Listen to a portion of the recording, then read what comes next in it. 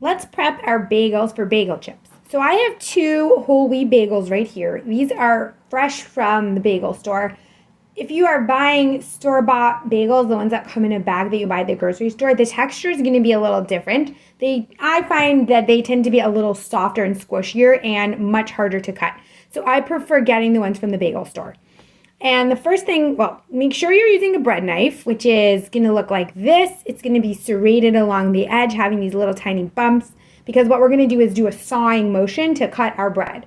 I find that the sharper my knife is, the better my cuts are. So the first thing I'm going to do is cut my bagel in half and turn it into 2 half circles. And again, I just do that by sawing right through. Okay, so now I have these 2 half circles. Now in order to cut slices, I'm going to stand my bagel half up on the flat side, and then I'm going to cut, see if you can see, as thin little slices, as thin as possible. So I'm going to hold on to the edges with my hand like this, and then I'm just going to slice back and forth to make thin cuts. I want this to be pretty thin so that it can crisp up in the oven in about 6 minutes. I know that's not very approximate, that's pretty exact. 5 to 8 minutes. So I'm trying, my goal whenever I do this is to try to get about 9 or 10 slices per bagel half. So again, I'm just going very, very thin. The sharper my knife is, the better off I am.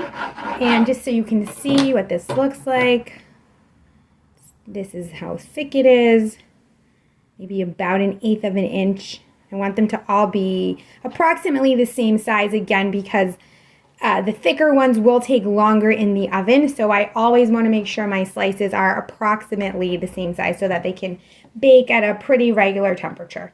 So I'm just going to continue down this. As you start running out of space to hold on to, it does get a little bit more difficult. See, I'm getting a little wobbly here. Sometimes I can prop it back up with the other bagel half, or you can turn it around.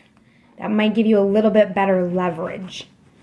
And it doesn't have to be perfect. If you have one chunk left that's a little bit too big, you can always just eat that, have a little snack. I'm just gonna keep going here. Okay, so like this one is a little too fat. So if you end up with one that's a little too fat, this is hard to do. You can try really hard. These are bagels. They do not slice well across the top. You know, I wouldn't even bother with that. So yeah, you're just gonna try to slice across to end up with about 8 to 9 to 10, if possible, slices. And that is how we prep for our bagel chips.